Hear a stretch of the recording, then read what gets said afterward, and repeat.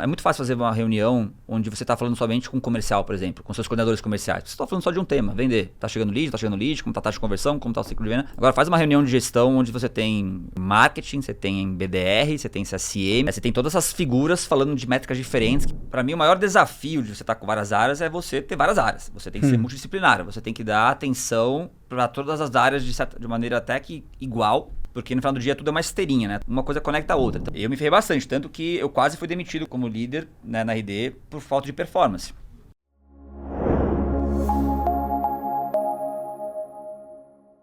Seja muito bem-vindo a mais um episódio do Dali para não Tomale, o podcast para você dar porrada e não levar porrada. Você que é empreendedor, gestor, diretor de vendas, sabe que nosso dia a dia é isso. Hoje a gente está aqui com o nosso co-host especial, Marcos Custódio. Né? É isso aí. Boa.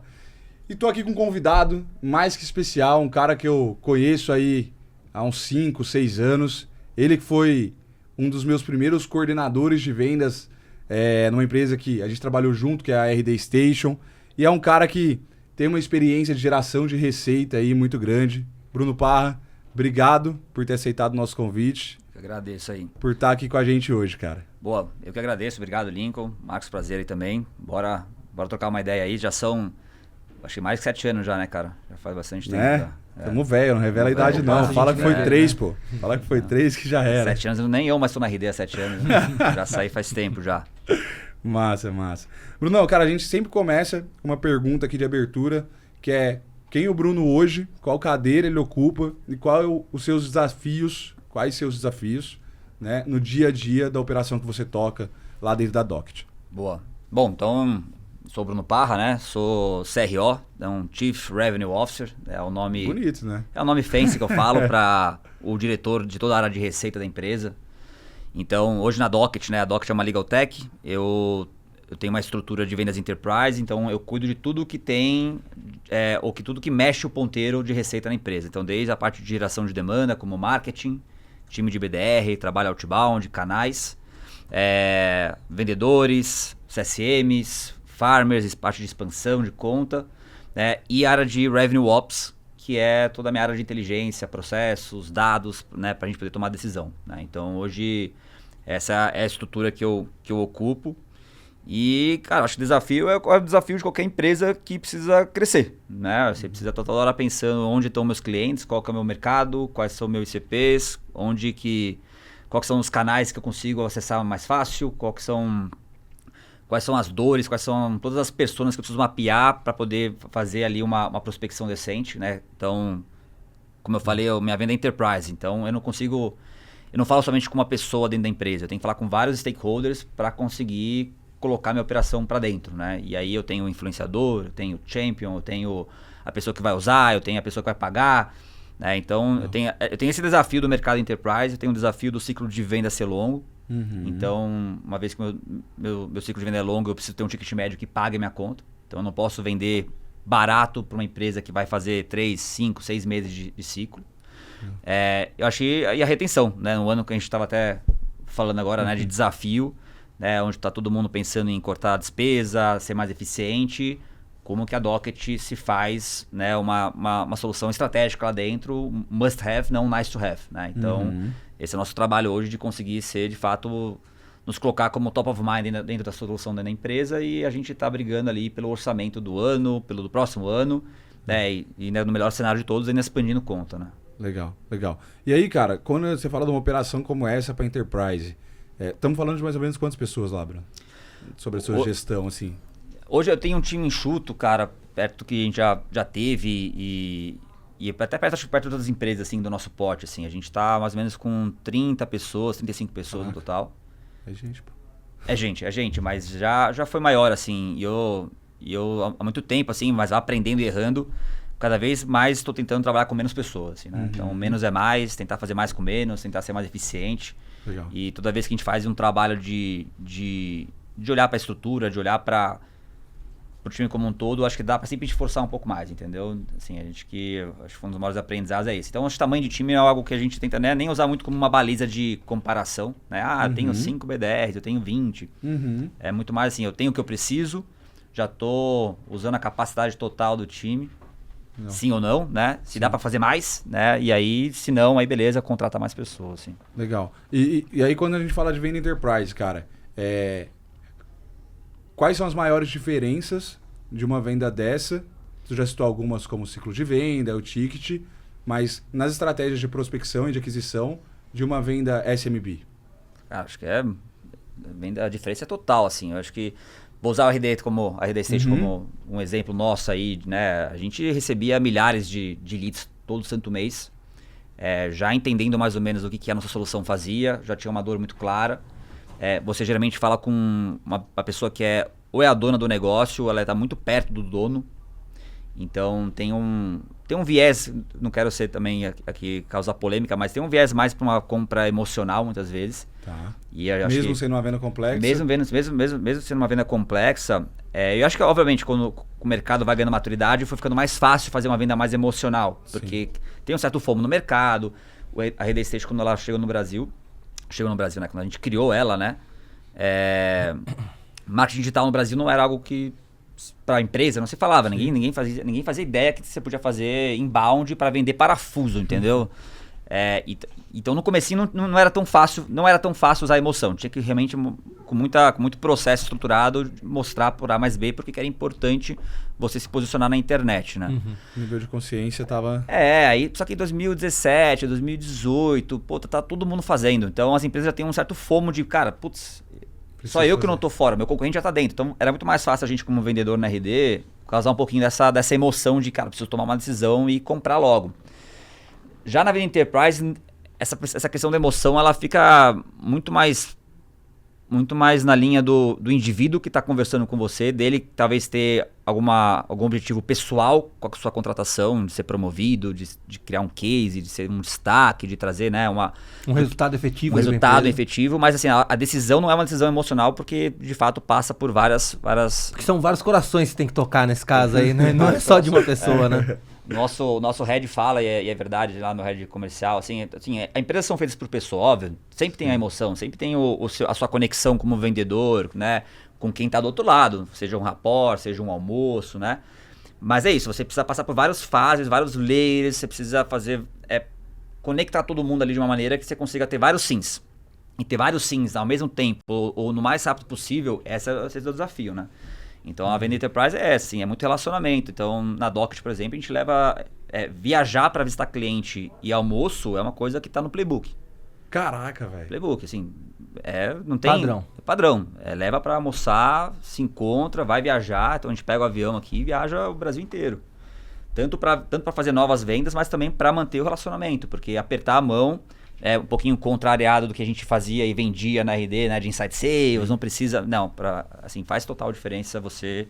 Né, ainda mais dependendo da indústria que você vende, se for uma indústria mais tradicional, que não está acostumado com esse meio digital de comprar via Meet, via call, etc. Você chegar na mão do dono, né, do diretor lá que está há 50 anos na empresa e falar, se mostrar, olha, sou eu aqui, levar o seu CEO, né, então a gente também tem essas cartas na mão, né?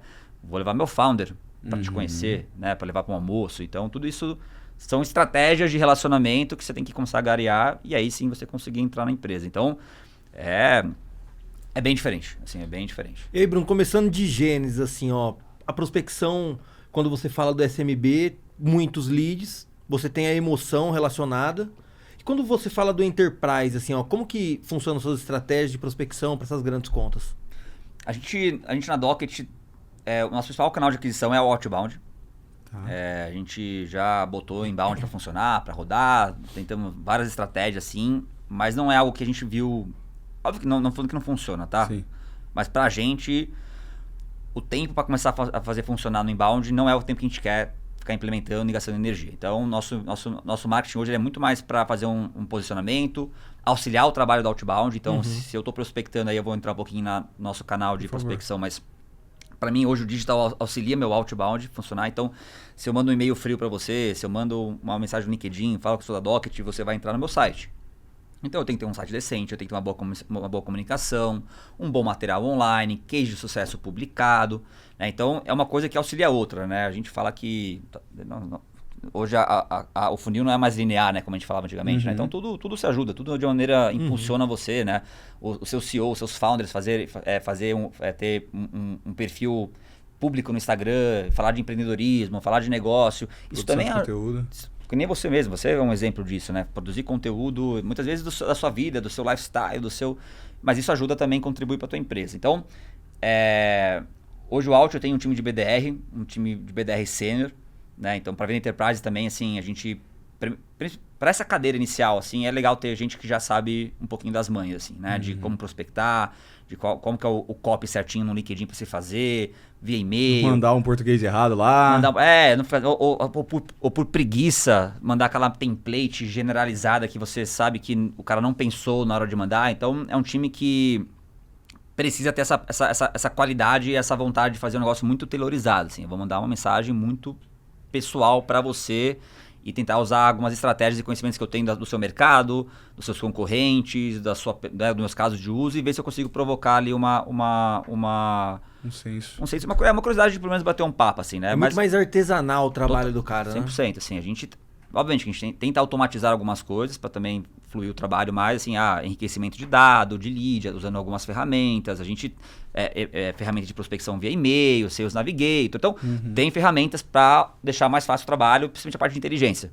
Agora, confeccionar uma mensagem, isso vai muito do BDR, tem BDR muito bom, que é o cara que para pensar, ele estuda, ele se preocupa com a mensagem, e isso faz com que ele tenha mais resposta, né? Então hoje, basicamente, o nosso trabalho de prospecção é esse, é o Alt, né? E a gente tem uma base muito rica, né? Como a gente tem uma base enterprise, a gente tem uma possibilidade de expansão de conta, cross-sell muito grande. Então eu também tenho... Essa é outra frente. Eu tenho alguém pescando na base e um time maiorzinho pescando para trazer novos clientes ali também. E aí depois que você fez essa prospecção, assim, ó, primeiro cara que ergue a mão para você, como que é a abordagem pós ali essa prospecção? A galera, eu vou falar muito do que a cultura do nosso time de BDR, né, ele foi se desenvolvendo, assim. Então o pessoal gosta muito de chamar, ou através de um e-mail, ou através de um LinkedIn, levar para uma call, primeiro, para um meeting ali, né, ou para um Teams, etc., para fazer uma primeira abordagem, uma primeira conversa até mais humana, assim, né. Então, consegui falar com você, não vou fazer uma prospecção, uma qualificação via telefone, ou tentar qualificar você por e-mail. Eu já tento fazer uma primeira call para poder levantar. E a gente tem um checklist meio grande, assim, e essa é uma das diferenças, por exemplo, para SMB para uma Enterprise. A minha qualificação do BDR, né, do Outbound, aqui, ela é muito maior do que a do SMB, que tem que fazer só 2, 3, 4 checks rápido, e ainda se der certo, ainda marcar e já passar na mesma hora pro vendedor, né? Já passa, cara, quem tá livre aqui, já vou passar. Já no Enterprise, a gente precisa tomar um cuidado para não gastar tempo à toa do vendedor, né? Até do próprio cliente queimar cartucho com... não é o momento certo, ou não é a pessoa certa, e se eu falar e contar toda a minha empresa para essa pessoa vai acabar falando errado para as outras lá dentro, e aquelas outras não vão querer falar comigo, porque, não, eu já ouvi falar de você aqui dentro, não faz muito sentido. Então, tem que ter esse cuidado. Pode queimar o negócio. Mas a gente a gente usa Bunch para fazer qualificação, Spin Selling como metodologia de tentar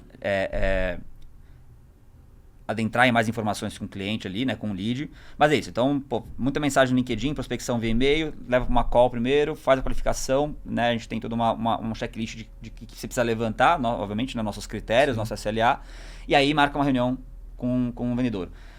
Quando o BDR ainda é novo na empresa, ainda não pegou todos os trejeitos, ainda não entendeu bem o modelo de negócio, às vezes ele já tenta colocar um vendedor já dentro da primeira call, para o vendedor ajudar ele na qualificação, desde que a empresa tenha o nosso ICP, o tamanho de porte, enterprise, a área certa. Vende para todos os segmentos? A gente é bem agnóstico como empresa, então a gente atende vários segmentos, essas são umas coisas que, quando um vai mal, tem uma ou outra, às vezes, que compensa, né? Mas a gente é isso. Então, quando o BDR é mais novo, ele traz o vendedor para ajudar no processo. Quando ele já sabe bem, ele costuma fazer essa primeira reunião e muitas vezes, o que acontece? Trazer outras pessoas para a reunião com o vendedor. Então, eu estou falando com o Lincoln aqui, o Lincoln ele é o gerente da área de crédito, mas eu sei que aí o Lincoln, na conversa comigo, eu sou o BDR, me fala um pouquinho como é que é a estrutura e eu percebo que, seria legal se o Lincoln trouxesse o par dele do back-office, do jurídico. Entendeu? Então eu já tento, Lincoln, baseado no que a gente conversou aqui, do que eu expliquei pela Doc, não faz sentido trazer também o Marcos do jurídico junto numa próxima reunião? Já que vocês trabalham em par e nossa solução vai ajudar vocês dois? Faz. E aí o BDR já consegue trazer para uma reunião, mas às vezes 3, 4, 5, 6 pessoas. Né? E aí o vendedor já está com uma área né, em um único pitch já consegue colocar várias pessoas ao mesmo tempo, já pega várias objeções e tal. Então o BDR ele consegue também, ele tem que conseguir fazer com que a próxima call com o vendedor tenha essa riqueza de pessoas que vão tomar decisão ou que precisam conhecer a Docket já numa só, pelo menos numa primeira largada aí, numa primeira tacada, exatamente. E aí depois desse contato inicial, vamos dizer assim, que é aí que começa a mágica lá de 6 meses para que você consiga se aproximar dessa empresa, né? Nem todas elas vão abrir as portas para você e vão te dar atenção de um fluxo perfeito, né? Qual a estratégia que você usa para quebrar as objeções dessas empresas para que elas continuem seguindo aí sua cadência, né? E atendam o seu fluxo? Acho que eu vou fazer aqui, eu tenho a sorte, porque eu já entrei na Docket nesse patamar e tenho a competência dos times anteriores de colocar a Docket onde ela está hoje. Hoje a gente é a solução número 1 no nosso mercado. E a gente já tem prova social. Sim, as maiores empresas da Bolsa de Valores, dos seus segmentos, são clientes nossos. Então eu tenho referência muito forte em cada um dos segmentos. Sempre tenho alguma empresa para me dar autoridade para falar, olha, o seu concorrente está comigo. Não é qualquer concorrente, né? Não é o cara da Bolsa de Valores. Não é o Zé da esquina, entendeu? É a empresa, é a que está geralmente são as que estão no ranking top 10 do seu segmento. Isso é uma coisa que nos ajuda com prova social. Então, geralmente a gente tem interesse em saber, né? Porque ele também não quer ficar por fora. Ele fala assim, pô, peraí, por que a empresa usa e eu não estou usando? Né? Então isso ajuda. E isso, obviamente, a gente usa isso no nosso pitch. A gente já provoca no e-mail, no LinkedIn, fala assim, cara, e toda vez que eu posso ter a oportunidade no speech, eu falo, ó, o seu concorrente faz isso com a gente, essa aqui e ganhou. Então sempre estou jogando essa provocação. Uma coisa que eu aprendi e aí eu fui realmente aprendendo, porque geralmente eu sempre trabalhei com áreas que geram receita, assim, né? A RD pra mim foi isso, era muito fácil vender, Sim. porque você estava falando de gerar venda com marketing, né? Não fazer branding, por exemplo, né? E como a nossa é uma solução de back-office, se eu for numa linha de fazer um pitch de querer vender pro jurídico, que é o cara do back, era muito mais difícil. A gente via que a gente batia, porque o jurídico não tem orçamento liberado, o jurídico tem mais trava até de barganha dentro da empresa mesmo. E aí eu tô pegando um caso de uso nosso que é o crédito. Crédito é dinheiro, crédito é venda, crédito é comercial, é o que gera as maiores receitas de banco, é o crédito, né? E aí a gente entendeu que o diretor do crédito, vamos dizer assim, para ficar mais fácil aqui a explicação, ele tinha uma dor muito grande, que é a parte de documentação que a Docket resolve ser muito demorada. Então o ciclo de venda do diretor de crédito ficava mais longo porque não tinha a Docket.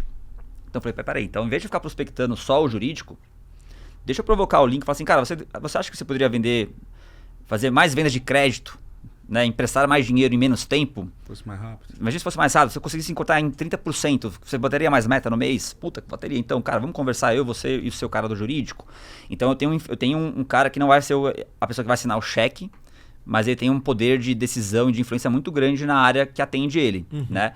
Então, a gente descobriu isso, assim, né? Quem mais ajuda a influenciar na decisão, que não somente a área de back, que geralmente a área de back tem menos força. É o cara que usa, mas não é o cara que ajuda ao processo decisivo andar. Exatamente. Então, geralmente, como eu falei, até estava conversando antes, assim, a gente consegue na Docket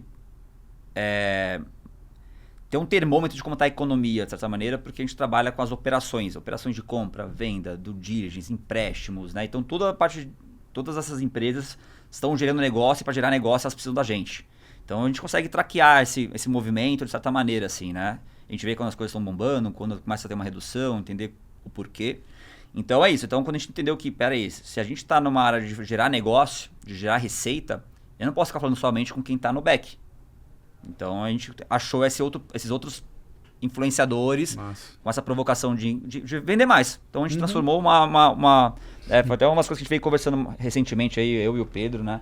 Que é o CEO e fundador, sobre peraí, isso é uma maneira boa de a gente transformar um pouco o nosso pitch, né? Sair de uma solução que é difícil de empurrar para dentro, porque apesar de ser necessária, tem enxergar barreiras. Valor, budget.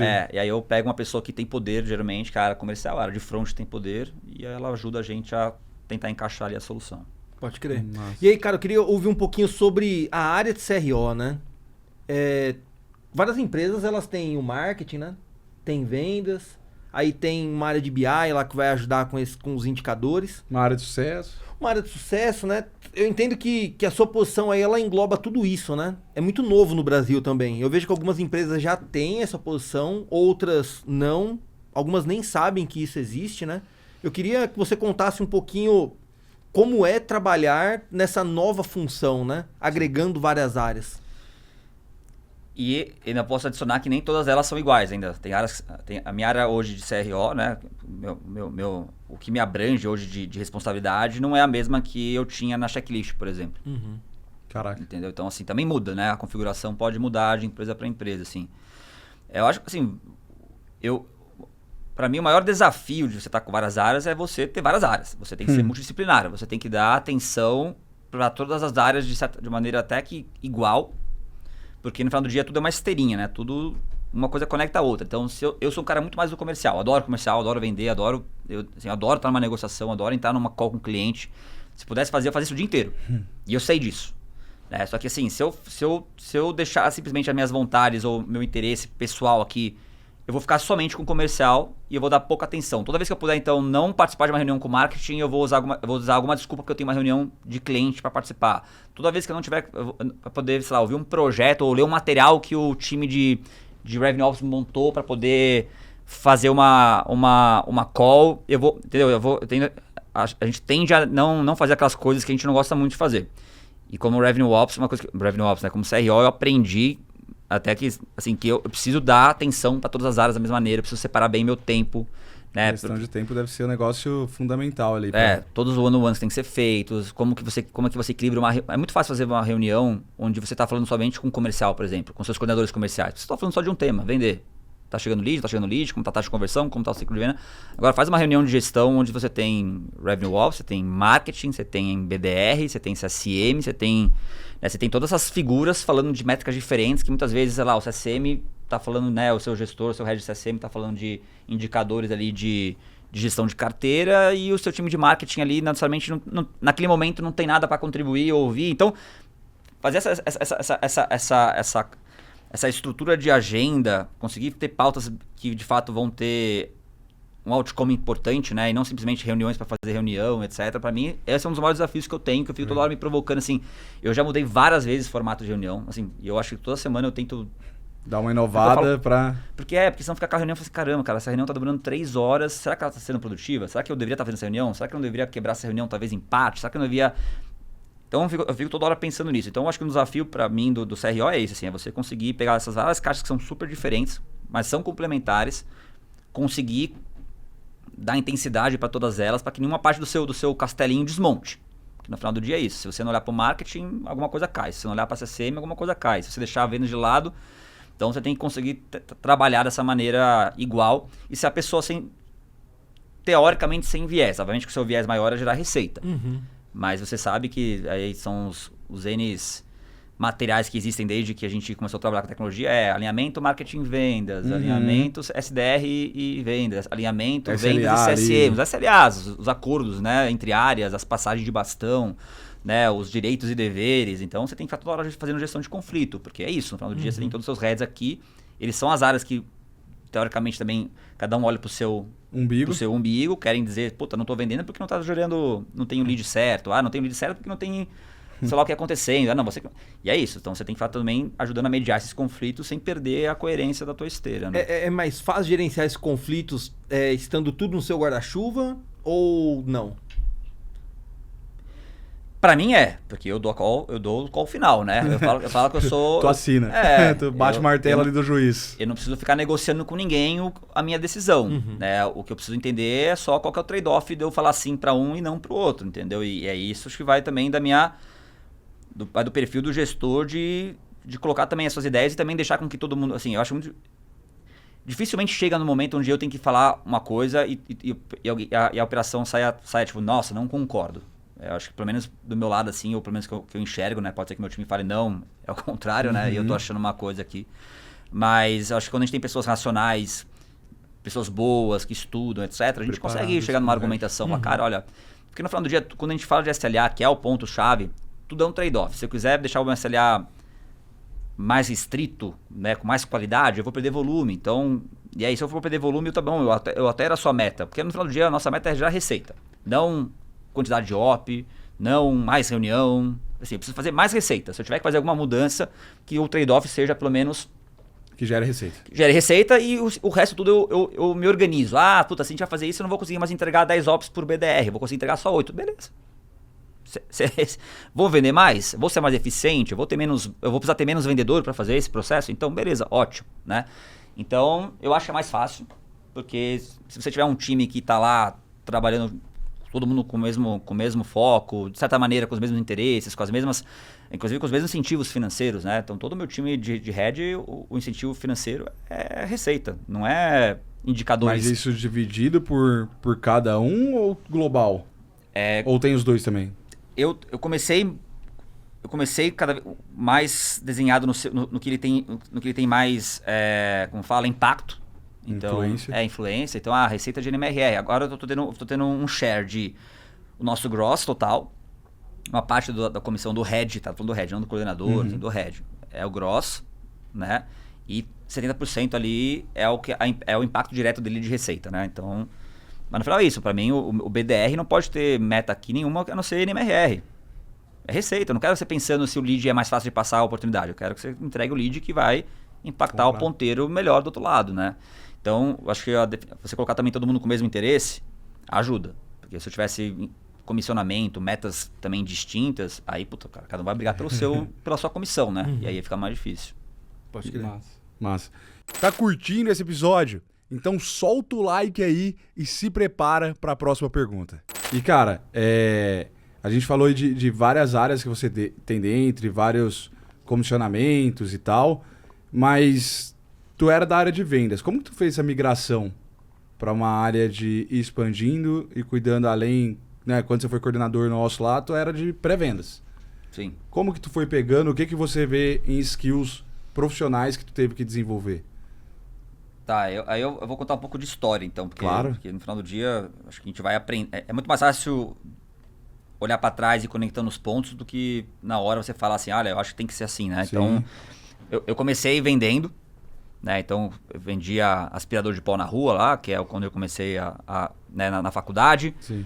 Entrei na RD como estagiário comercial, então comecei a vender o RD Station, aprendi que era SaaS, funil, CRM, né, etc. Depois disso, me colocaram numa cadeira de liderança. Isso com 8 meses só de vendas, né? A velocidade era diferente. Eu entrei como estagiário em outubro, julho do ano seguinte eu já estava como coordenador com um time de 12 pessoas na minha mão, assim. Basicamente, falei assim, Toque, agora você é coordenador de vendas. E na época não tinha playbook, não tinha essas coisas de one-on-one, como dar feedback, que é gestão de pipeline, gestão de forecast. Cara, não existia isso, cara, não existia. Não tinha isso, não estava no nosso linguajar, né? Os meus gestores também eram gestores há, sei lá, 8 meses, né? Então eles também não estavam eles estavam no seu primeiro ano de liderança, né? O nosso diretor também nunca tinha sido diretor, então assim, todo mundo estava na sua primeira cadeira fazendo esse trabalho dentro da RD. Então acho que naquela época exigiu algo da gente que hoje exige menos e talvez são coisas que são importantes, assim, de estudar, de correr atrás, de estar toda hora se autocriticando, né? E eu falo, é muito mais fácil falar agora do que naquela época, porque eu me ferrei pra caralho. Desculpa a palavrão. Fica à vontade. Faz um pi aí. Mas eu me ferrei bastante, tanto que eu quase fui demitido como líder né, na RD por falta de performance. Então eu fiquei, acho que 1 ano e pouco como coordenador de vendas, meio que andando de lado, então eu nunca conseguia ser o primeiro do ranking. Sempre ficava ali terceiro, segundo, às vezes mais pro último, mas eu nunca conseguia ficar em primeiro e geralmente ficava mais para baixo ali já eram 4, 5 times comerciais na época, assim. E muito porque eu não sabia fazer gestão de pessoas, não tinha metodologia, não tinha processo, e eu tentava... Conhecimento mesmo.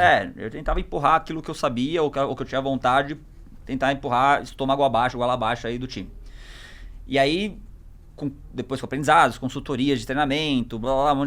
Aí, de novo, acho que tem que ter tem que ter um trabalho de autoconsciência muito grande, de ficar, sabe, tipo, tentar quebrar suas próprias verdades. Acho que isso é super importante. Aí eu abracei o time de BDR, de SDR, né, lá da RD. Então foi uma chance que a RD, meu chefe na época me deu. Eu falei, cara, não tá dando certo aqui em vendas, a gente precisa estruturar um time de pré-vendas aqui do zero, de novo. Não tá dando certo, na época era 2015, se eu não me engano, 2016. Sim. Não tinha time de SDR também no Brasil. Não, era muito novo. Era tudo novo, tá todo mundo tentando. As empresas estavam todo mundo tentando começar a entender como funcionava. E aí foi uma maneira... Eu falei, beleza, agora eu posso tentar ser um líder do zero, sem nenhum tipo de resquício do meu passado, ou seja, então eu tentei botar tudo que eu tinha aprendido nos últimos meses, né, de liderança, de processo. Ó, o Receita Previsível foi lançado em 2016 aqui no Brasil. 16 que traz Caramba, cara. Eu lembro que eu conheci o Aaron Ross em 2015. Então foi era isso aí. próximo ali. Exatamente. E aí, coisas que me ajudaram, e aí continuam ajudando, né? Eu tive que estudar durante 3 meses pré-vendas. O que é uma área de pré-vendas? Muito material gringo. Então eu fiquei 3 meses fazendo benchmark. Eu fiz um business case de 70 páginas para a RD. A RD tinha essa premissa. Toda vez que você tinha que montar uma área nova ou queria montar um processo novo, você tinha que fazer um business case. Benchmarking, indicadores e como que seria o rollout e quais são os indicadores de sucesso para medir se funcionou ou não, se a gente ia continuar ou não com aquela iniciativa. Então, era um TCC meu. Eu falo que meu trabalho, meu business case de pré-vendas foi melhor que o meu TCC da faculdade. Aí, durante 3 meses estudando o processo, entendendo a fundo o que era uma área de pré-vendas, como deveria funcionar, em paralelo, obviamente, montando o time e tentando botar as coisas já na prática. Isso me ajudou a ter um conhecimento do processo, como que ele deveria ser, o modelo, os indicadores, etc. Mas, obviamente, a questão de gestão de pessoas.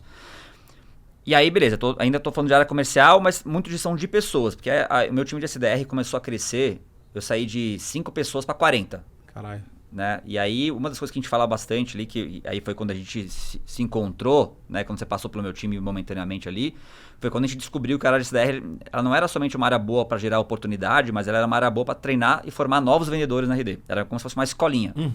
Então, meu último 1 ano, eu gastava mais tempo meu fazendo entrevista e contratando pessoas e fazendo um trabalho de gestão dos meus líderes do que vendendo, do que falando com o cliente, sabe? Falando com lead, ouvindo call. Eu já não estava mais fazendo isso. Então, eu já estava fazendo um trabalho de gestão de pessoas e formando pessoas, e tentando manter as melhores pessoas dentro do time para que eu tinha meta. Eu tinha meta de promoção de SDR para vendas, para suprir as vagas. Então, eu tinha que fazer forecast. Daqui a 3 meses eu vou promover o Beraldo. Daqui a 2 meses eu vou promover tal. Não tem ninguém para promover.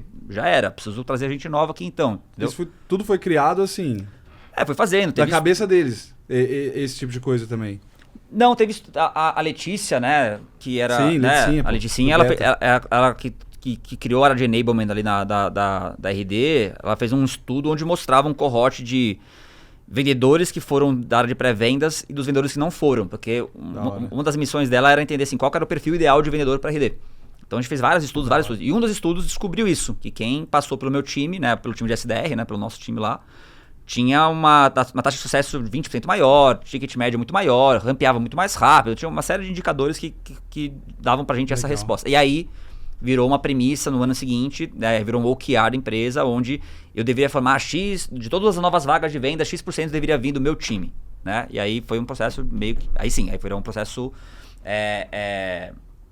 Só pra contextualizar, né? Quando você entrava na RD, tipo, eu era profissional, você ficava uns 30 dias de onboarding, onde você fazia cursinho ali, subia landing page e tal.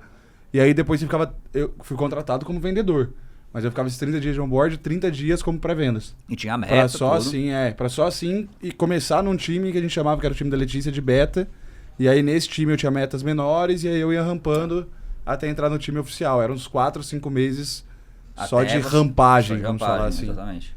E tinha meta, tinha indicadores. A gente sabia no nível, isso foi muito legal. Depois, a gente sabia no nível que se o Lincoln não estivesse fazendo X atividades, tanto nesse nível de resultado, nas primeiras 3 semanas, eu já sabia que a chance dele de continuar na RD era, tipo, baixa. Então, eu já podia ou tomar uma decisão de desligar ele já no período de rampeamento. Por isso ele mudou de time, cara? Na hora. Eu falei, já passei a bola pra frente. Por isso que ele mudou de time, falou, vai pra lá. Mas a gente sabia, a gente já tinha esse tipo de indicador já, né? Mas voltando pra pergunta, né? Boa. Assim, então... Beleza, eu já estava fazendo a gestão de líderes, né? Líderes e pensando em pessoas, pensando em trazer pessoas boas, como que eu rampeava elas mais rápido, como eu criava uma cultura forte. Então o time de SDR me trouxe uma questão de... É muito difícil ser um SDR, né? Porra, BDR, assim, eu falo que é a profissão mais... Dentro da área comercial, pra mim, assim... Pode crer. Eu não sei se eu seria um bom SDR hoje em dia, entendeu? Porque eu nunca tive SDR. Quando eu comecei a vender, não existia esse papel, então eu não sei. Mas se eu tivesse começado hoje a minha carreira, provavelmente eu acho que eu ia penar bastante ou talvez não daria certo. Então é um time que precisa criar uma cultura forte, de resiliência, de se ajudar, então isso são coisas que eu fui também aprendendo a fazer no processo. Entrei na Genial, mudei do SaaS B2B para o mercado financeiro, então mudei totalmente assim o meu mercado, né? E de novo, eu tive que aprender um mercado novo do zero, que para mim é 10 vezes mais complexo que SaaS. Né? Isso que eu te perguntei, porque é um jogo mais de economia real, né? E eles têm milhares de indicadores e, assim, é essência de produto que você trabalha, são produtos que começam, terminam, assim, não vou nem entrar aqui nos detalhes, mas eu fui pra Genial fazer uma esteira de vendas, assim como era da RD, foi para isso que me trouxeram. Pré-vendas, o assessor de investimento, que era o vendedor, / farmer, né? Você tinha uma carteira de... Então, tentar botar isso aqui bonitinho, essa esteira para funcionar. E aí eu tive que adaptar tudo que eu fazia na RD para inbound, para vender o RD Station, para vender produto financeiro. Os mais diversos também, imagino. Todos os produtos que você possa imaginar. Uma cesta de produtos de mais de 3 mil produtos diferentes, para perfis de pessoas diferentes. Um mercado extremamente regulado, cheio de regra, que eu não podia mandar um e-mail marketing com copy bonitinho, porque senão a CVM dava multa. Né? Então eu tive que... E aí, outra coisa, margem super esmagada. Enquanto no SaaS você tem uma margem de 80%, 90%, 70%, no mercado financeiro é o contrário. Você está falando com B2C. Então, eu não podia ter um time de SDR de 100 pessoas para poder fazer as coisas acontecerem. Né? Eu tinha que pensar em tecnologia, em eficiência, em melhorar processo.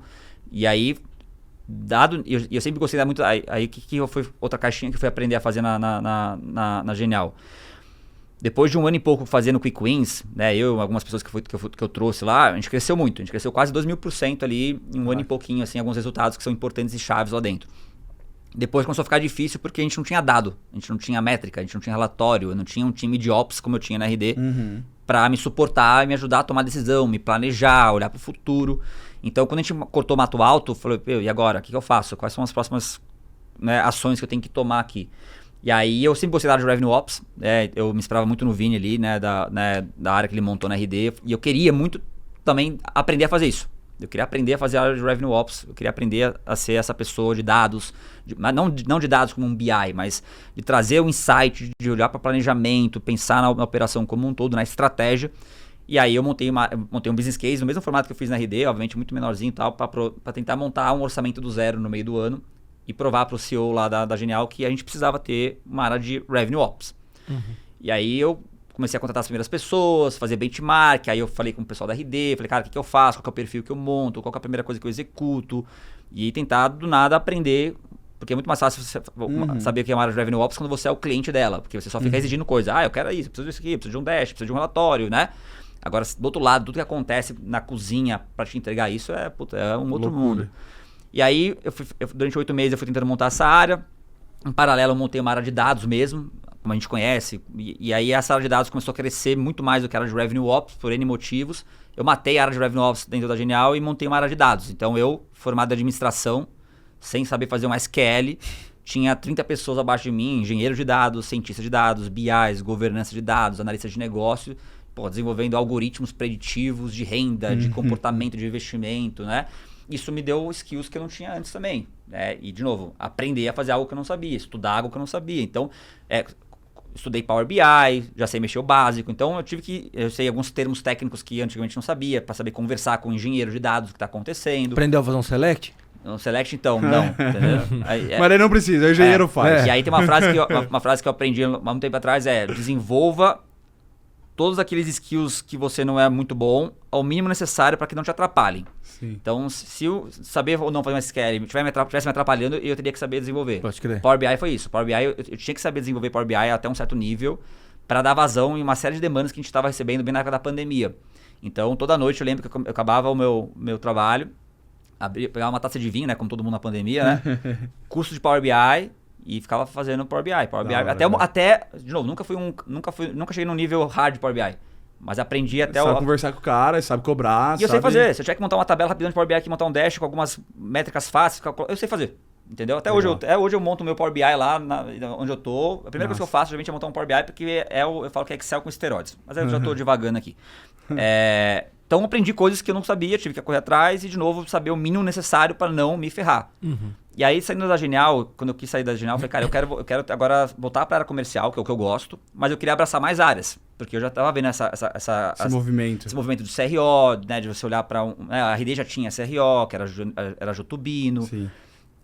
E falei, eu quero isso, eu quero marketing, porque eu sei marketing. De novo, eu não lembro mais como configura uma landing page, como configura na mão mais um AdWords. Mas eu sei estratégia, eu sei o que é SEO, eu sei o que é posicionamento, eu sei como que funciona a campanha, eu sei sobre boas práticas de conteúdo, né? Eu sei sobre nutrição, sobre CRM. eu sei sobre Product Marketing, né? Tudo isso eu sei. Então, gerenciar pessoas para poder cobrar isso é algo que, de novo, não é de um dia para o outro, mas pelo menos a tese, a teoria eu sei. E aí, na checklist, eu abracei o marketing. Também. Aí eu abracei o marketing, comecei a testar, comecei a entender coisas que eu não conhecia antes. De novo, é muito mais fácil você vender marketing do que você ser o head de marketing, o diretor de marketing. Mas beleza, a conversa flui. E as coisas que eu não sei, de novo, estuda. Né? Então é isso. Na prática, você nunca vai estar pronto para poder pegar algo que não existe, né? Ou alguma cadeira, mas assim, algumas coisas você já Saiba o básico. Pelo seu histórico, me ajudaram com o mundo do marketing, me ajuda até hoje a olhar para alguma coisa e falar, puta, isso aqui não tá legal, a gente tem que melhorar, CTA, copyright, etc. E tem coisas que tem que do zero como dados. Eu falei, cara, do zero, eu não sabia que era dados, não sabia, não fazia nenhuma ideia. Eu achava que dados para mim era só um dashboard e depois eu descobri o mundo que tem por trás. Mas o que eu achei importante que você trouxe aí, cara, é que sempre... E aí o nosso último convidado aqui falou muito isso, né? O Kesley, lá da Hamper. Ele trouxe um pouquinho de... Cara, se você tá na cadeira de vendedor e, sei lá, você não tá trabalhando ali pela empresa em si, trabalhe pela sua carreira. E aí eu acho que é um negócio que você trouxe aí, que você colocou, cara, quero isso, o que eu preciso saber pra chegar lá? Pô, é Power BI, é isso, é aquilo? Beleza, pum. Beleza, agora eu quero esse outro passo. Porque, não sei, né, se tu sente isso, mas a gente tá numa geração, até a minha e gente mais nova que eu, que é muito imediatista. Sim. Né? Então o cara quer sair de, pô, SDR pra diretor em 1 ano. Já era assim na na RD. na RD aconteceu por conta de como foi o crescimento da RD. Sim, mas sim. o como é prejudicial para uma empresa também, né? Quando você não tem líderes prontos. É o que eu falo, né? A gente nunca vai estar pronto para dar o próximo passo, a gente tem que tentar ao máximo se preparar. Eu falei isso com o time ontem, inclusive, também, sobre a questão de você ser dono da sua carreira. Eu acho que as pessoas hoje estudam muito pouco. Total. Elas leem pouco material, elas procuram aperfeiçoar até o próprio conhecimento que ela acha que ela já sabe. Sim. Né? Continuar afiando ali o machado, assim, a geração atual. Ou talvez o mundo hoje com essa, talvez, entre aspas, sensação de falta de tempo, que eu falo entre aspas aqui, porque você chega em casa cansado, em vez de você pegar um livro, você vai no Netflix, que é mais cômodo. Eu faço isso muitas vezes também. Ou fica no Instagram. Fica no Instagram. Você acaba fazendo você acaba trocando o momento. O dia começa a se encurtar, né? Entendeu? E, então, assim, as pessoas estudam um pouco. Isso é fato, assim. Estudam um pouco e nem sempre elas têm um cuidado com a carreira de olhar pra frente, assim. E eu falo que é muito mais fácil hoje eu olhar pra trás e trazer isso pra gente de uma forma lógica, mas obviamente nem sempre foi assim. Sim. Eu tomar a decisão de, por exemplo, sair da Genial, foi uma decisão que durou mais ou menos 2 anos eu fui pensando sobre isso. Né? Dos 4 que eu fiquei lá, 2... Porque, cara, eu não queria ser um head de dados. Minha carreira não era ser head de dados. Eu não queria ser um CIO ou um CDO. Eu não tenho nem o background técnico. Porque aí sim, isso. Até um head com o que eu sei, beleza. Mas quando eu fui descobrindo a natureza daquela área, eu jamais conseguiria fazer o que o meu head de dados fazia. Eu tinha um head de dados ali que hoje é diretor do BTG Pactual inteiro, entendeu? Eu jamais saberia escolher uma solução entre outra. E essa foi uma coisa que eu fui percebendo. Eu falei, cara, se eu quisesse assumir uma cadeira de CIO um dia, eu teria que fazer uma faculdade de computação, provavelmente. Ou eu teria que fazer 1000 cursos e uma coisa que eu não estava disposto, não porque eu não estava disposto porque não tinha tempo, porque não é o que eu gosto. Não estava na sua escolha. Não tava e aí eu falei, melhor eu voltar o quanto antes pro eixo que eu conheço e eu gosto, antes que demore demais e fique difícil de eu voltar, né? Mas é isso, assim, eu acho que a questão de estudar ajuda bastante, é isso. Tem que ficar toda hora conversando, né? Fazer benchmark, ficar conversando com pessoas que né? A gente tem grupos de WhatsApp ali que a gente fica trocando toda hora. Gente, qual que é o melhor modelo de comissionamento? Qual que é o melhor modelo? As pessoas vão trazendo coisa e você vai tentando de novo. Só tomar cuidado para não achar que a gente sabe de tudo, assim. Às vezes a gente cai numa dessas, eu já caí várias vezes, assim, puta, já sei como fazer. Ou tentar fazer um Ctrl-C, Ctrl-V de uma empresa para outra. Sair aqui da RD, eu vou fazer um Ctrl-V na Genial. Não.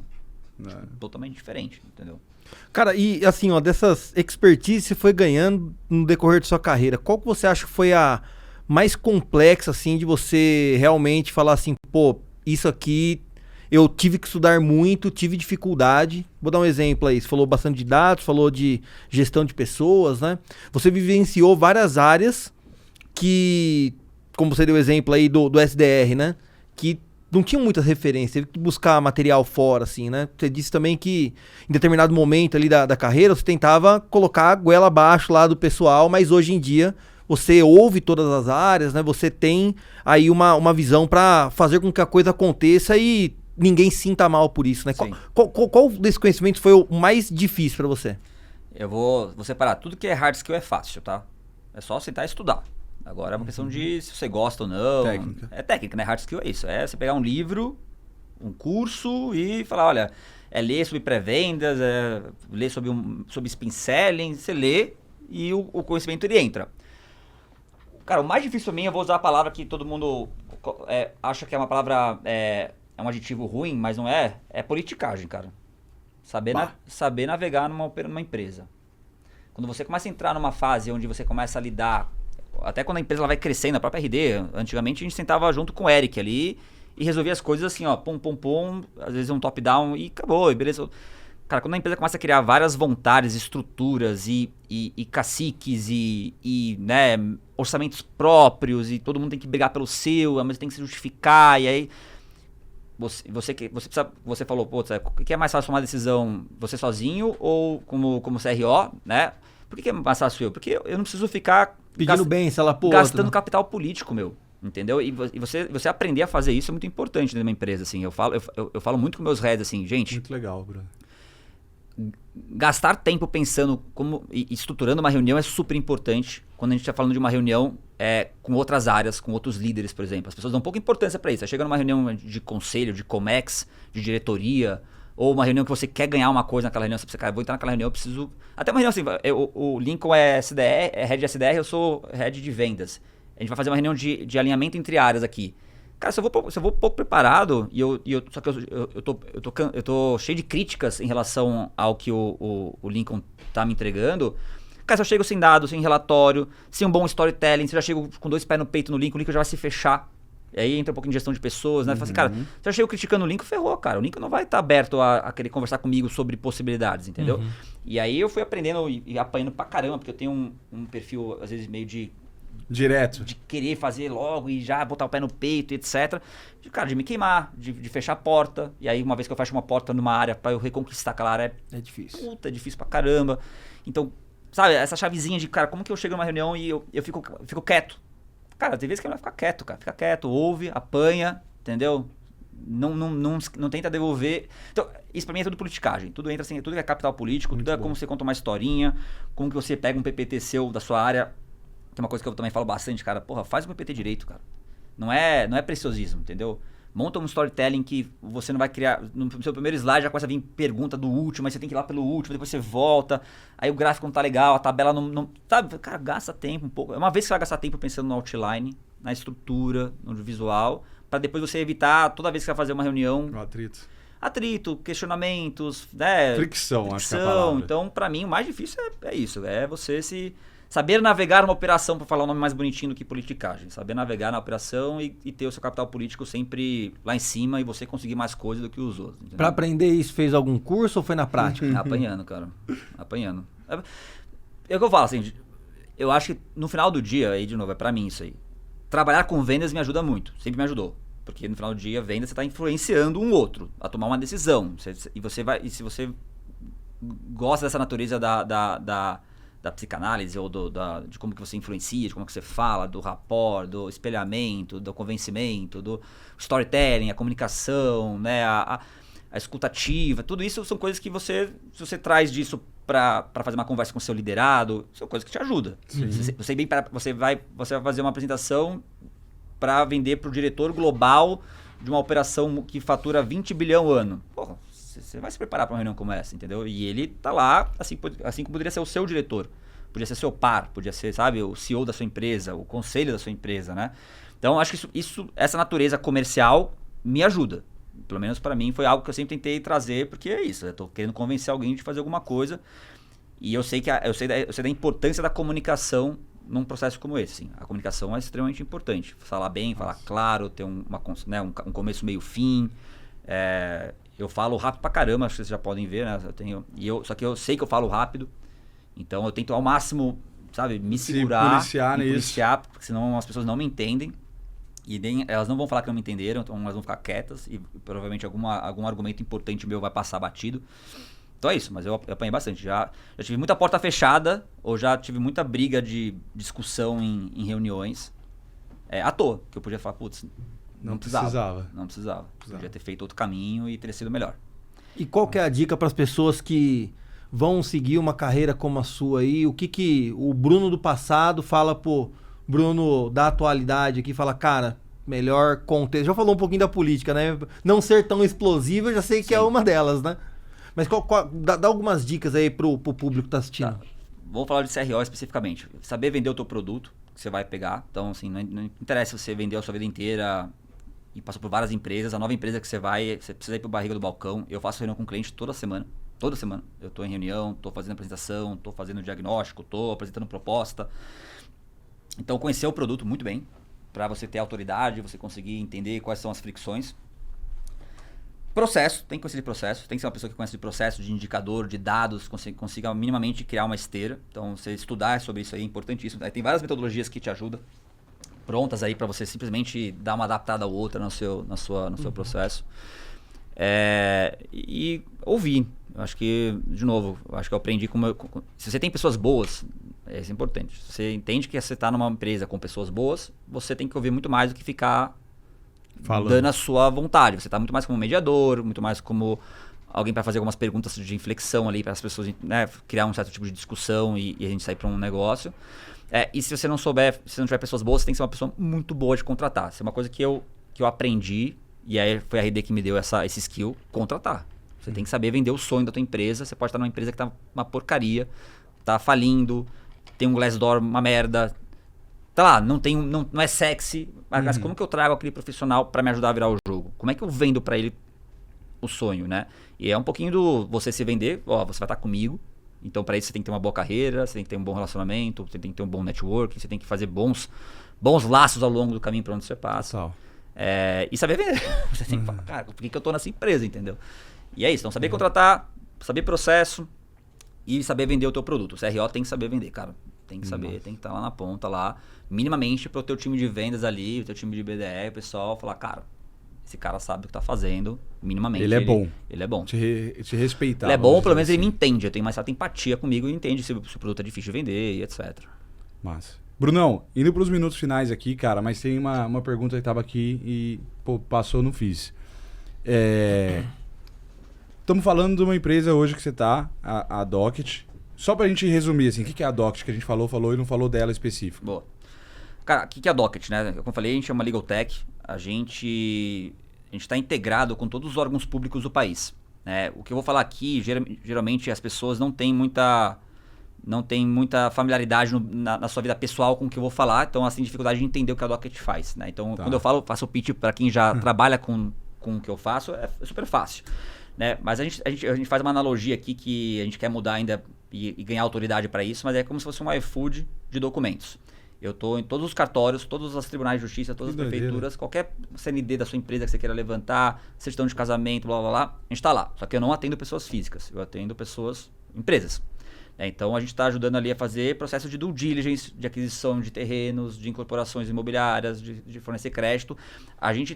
Nosso objetivo aqui é desburocratizar o Brasil, transformar todas as operações que dependem de documento serem mais rápidas, mais fáceis, mais ágeis, né, em minutos e não em dias e meses como acontece hoje. Então, a gente pega essa complexidade que é a burocracia e tenta transformar numa experiência rápida, simples, dentro de uma plataforma online, onde a 3 cliques eu te dou acesso ao Acre para você pedir na prefeitura de Piraporinha, não sei de onde, uma documentação necessária para você fazer um empréstimo para uma pessoa, por exemplo. Né? Então, hoje a Docket é isso e a gente trabalha com AI, né, já desde 2018 para fazer a leitura e interpretação de documentos. Legal. Né? Então, você pega uma pasta com 90 documentos, você tem uma AI lá que te ajuda a ler, analisar, interpretar e tomar uma decisão se você avança ou não no processo. Animal, cara. E, beleza, falamos um pouquinho da Docket pra galera conhecer, falamos que hoje vocês trabalham com vendas enterprise.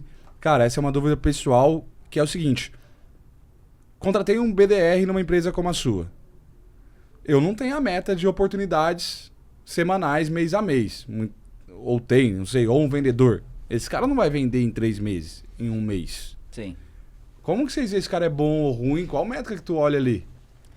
Essa é uma boa pergunta, porque entre os aprendizados nossos também, né? E acho que a gente confia, quando a gente traz uma pessoa para vender e a gente contrata uma pessoa sênior, a gente entende de certa maneira ou acredita e tá errado, que aquela pessoa já vai vir meio que pronta, né? Sim. Eu vou pagar mais caro, o cara já sabe. Vou dar 2 semaninhas de treinamento do meu produto, mas, cara, eles pincelem, prospecção, gestão de pipeline, forecast, as pessoas já vai vir, 100% ali, né? E que não é verdade, e eu falo que eu já errei algumas vezes de não olhar para indicadores, para lead indicators, que poderiam dar justamente... Você que vende Enterprise, ó. que poderiam dar justamente esses sinais, né? Então, o que a gente está fazendo na Docket agora, e de novo, varia muito de empresa para empresa. Claro. Mas assim, geralmente, sendo bem resumido, volume de atividade.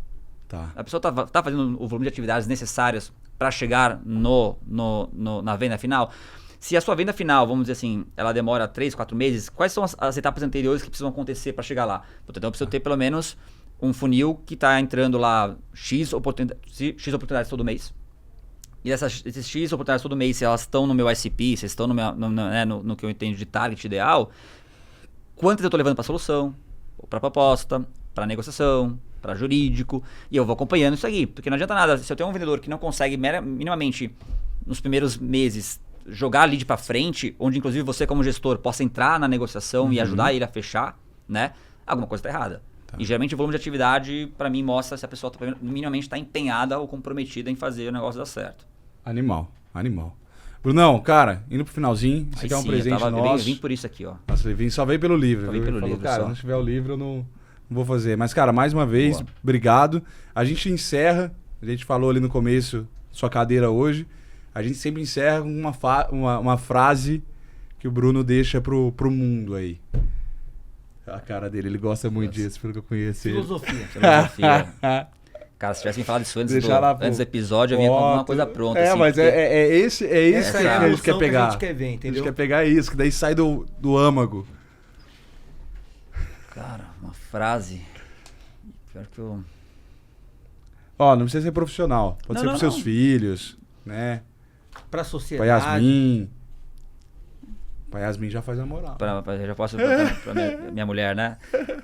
Assim, pensando no tema aqui do podcast, pensando acho que pra quem tá eventualmente ouvindo a gente assim, né? Meus filhos ainda vão crescendo muito pra poder ouvir você aqui. Meu episódio já vai estar lá embaixo, já na seleção ali. Chama de novo. Chama de novo pra fazer uma reprise assim.